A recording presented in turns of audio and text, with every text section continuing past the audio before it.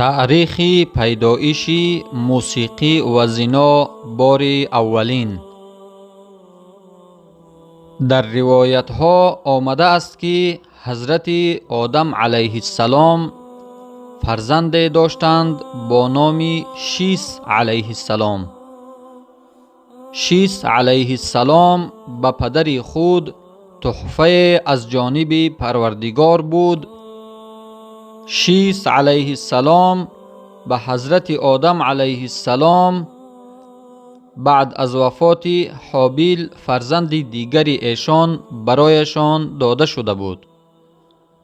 حابیل بسیار فرزند خوب بود و آداب و اخلاق حمیده و نیکو داشت.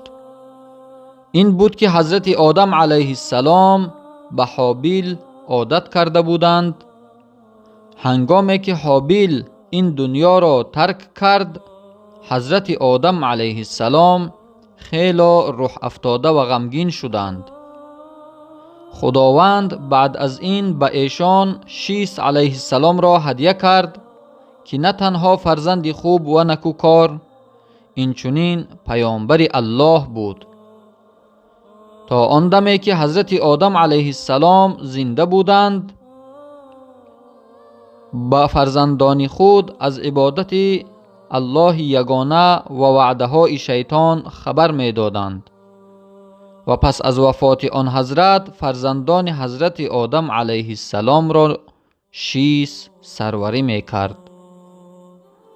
شیث علیه السلام سروری خوب بودند و همه را با قانونهای الله پیش می بردند. از دیگر طرف باشد قابیل فرزند دیگری حضرت آدم علیه السلام که خیلی طبیعتی بد داشت، آدمانی که با او بودند از آنهایی که با شیث علیه السلام میزیستند زیاد شدند، یعنی نفران قابیل. قابیل با همراهانش از فرزندان حضرت آدم علیه السلام دور شده بودند و در علاهیدگی زندگی می کردند. حضرت آدم علیه السلام باشد تا آخر عمر با شیث علیه السلام در جایهای کهسار زندگی می کردند. بعد از چند مدت به شیث علیه السلام وحی فرستاده شد و مطابق شریعت آنها می بایست از قابیل و همراهانش دور باشند. یک خصوصیت دیگر آدمان همراه قابیل بوده بین خود زنهای خیلی زیبا داشتند. یعنی زنهایی که با آنها بودند چهره خوشروی داشتند، اما مردان سیمای آنقدر خوب نداشتند. و آن دم بین آدمان همراه شیث علیه السلام بوده مردها خیلی زیبا بودند، لیکن زنها چهره نه آنقدر زیبا داشتند. شیطان لعین روز به خود چهره جوان را گرفت، خود را به جوان مانند کرد و به نزد آهنگر رفت و از او خواهش کرد که به شاگردی بگیرد. بعد از آن که وی شاگرد شد چند گذشت و شیطان اسباب را آماده ساخت که به نی شباهت داشت، یعنی به نی امروزه. بعد با این نی به نزد مردم برآمد و از آن آوازهای گوناگون می برآورد. این اولی وقت بود و آدمان حالا این گونه آوازها را عموماً شنیدگی نبودند. بعد شیطان باز اسباب دیگر ساخت، از آن نیز صداهای گوناگون می برآورد و این برای آدمان عجیب بود و آنها گرد وی جمع می شدند. همین طور باز یک چند اسبابهای دیگر را ساخت و با ساختن هر یک اسباب نو آدمان گرد وی باز هم زیادتر می شدند. مقصد شیطان تنها گمراه کردن آدمان بود و هر وقتی که آنها جمع می شدند هنگام شنیدن صداها تنهای خود را می جنباندند. به ما معلوم است که چی قدر موسیقی شوخ باشد جسم همان قدر زیاد در حرکت است. بعد از این جمع شوی آنها به یک عنعنه مبدل گشت و حتی روزی معین برای این کار جدا کرده بودند. هر روز شنبه جمع می شدند و با گوش کردن موسیقی رقص و بازی می کردند. متاسفانه این عنعنه آنها تا به زمان ما آمده رسیده است.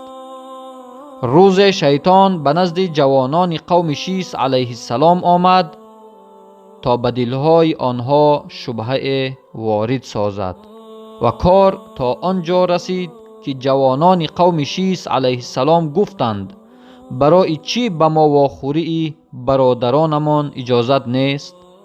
آخر آنها خویشاوندان، برادران و خواهران ما هستند. چه فایده است از این منع کنی؟ وقتی قومی که در کوهسار زندگی داشتند از جای می گذشتند، ناگاه آواز نی را شنیدند. این صدا آنها را به خود جلب کرد و آنها به سوی وی می رفتند. وقتی به جای لازمه رسیدند، آنها زنهای زیبایی را که از قوم قابل بودند آنجا واخوردند. یکی از آنها گفت بیایید یک لحظه به نزد آنها رویم و از این همه دیدنی کنیم. آنها یگان مقصدی غرضناک نداشتند و با نیت دیدن به نزد آنها فرود آمدند. وقتی آنها نزدیکتر شدند آنها را دیگران دیدند. مادامی که آنها مردان زیبا بودند، زنهای قوم قابل که آنها هم صاحب جمال بودند برابر دیدن آنها با هر راه زیباگی های بدن خود را به آن جوانان نمایش می دادند تا دقت آنها را به خود جلب کنند. و این اولین مراتبه بود که شیطان این کار را به آنها آموخت. جوانان وقتی نزد اینها آمدند دیدند که همه رقص و بازی می کردند و با آنها همراه شدند. شیطان با این راه یعنی توسط موسیقی مردان و زنان را یکجا می کرد. آنها با هم به یگان ممانعت رقص و بازی می کردند و در دلهایشان احساساتهای گوناگون پیدا می شد و اکثریت عالمان بر آن عقیده اند که محض ان همان وقت اولین مراتبه زنا پیدا شد. یعنی شیطان توسط موسیقی اولین بار زنا را بین آدمان آورد و این آهسته آهسته به جهان پهن شد. بعد از این همه وقتی که جوانان قوم شیث علیه السلام بین آدمان قابل از موسیقی و از زنان زیبا و صاحب جمال لذت بردند، دوباره به خانه هایشان برگشتند.